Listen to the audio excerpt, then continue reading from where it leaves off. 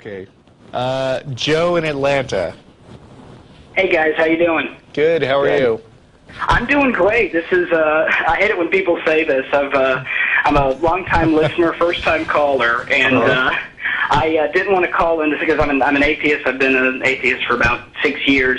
That's boring. I want to talk about something to argue with. Basically, I wanted to go into real quick. I'm going to reference my own personal change. For a long time, I was mistakenly described myself as an agnostic. And the reason I became an atheist is I finally understood how you apply logic to the question of God, and whether you believe or whether you know, agnosticism versus atheism.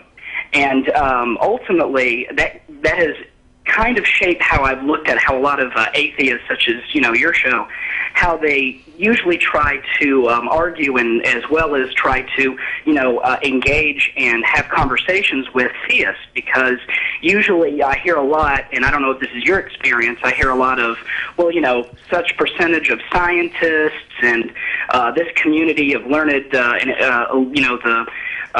intelligentsia and stuff like that, they, feel this way. How could you possibly, believe in God? And I've heard a lot of arguments for authority.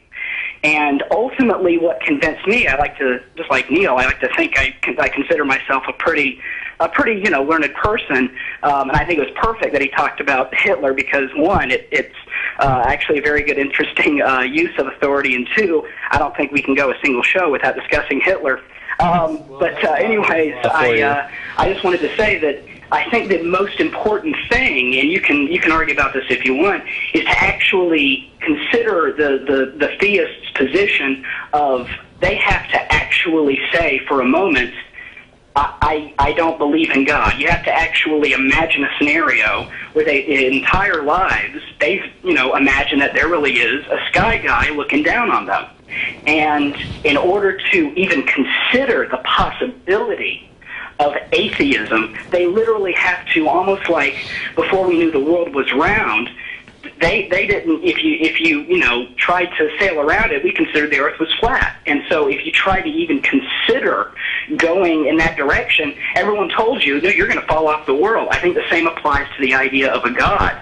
They can't even consider the idea because they're under the impression that they're going to fall off the world. And so I think that is something that has to be emphasized. The dichotomy between belief and knowing, which I think you guys have done a very good job of doing, but also really downplaying the idea that, downplaying any uses of or references to, well, it's because, smart people know it.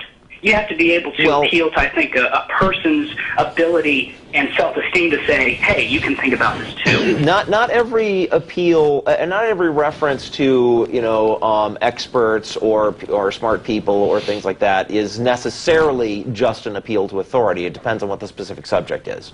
True. Right. True. I mean, if you're talking about physics, and you bring up the predominance of atheism amongst physicists of high standing, that's not an argument from authority. That's a, dude, if you're right and physics proves God, how come physicists haven't noticed this? Right? That's always better than percentage of physicists or something like that. Okay, cool. But anyways, thank you for letting me take the call. I don't want to take up any more time, and Happy New Year. Thank you, Joe. Okay. Thanks. Thanks.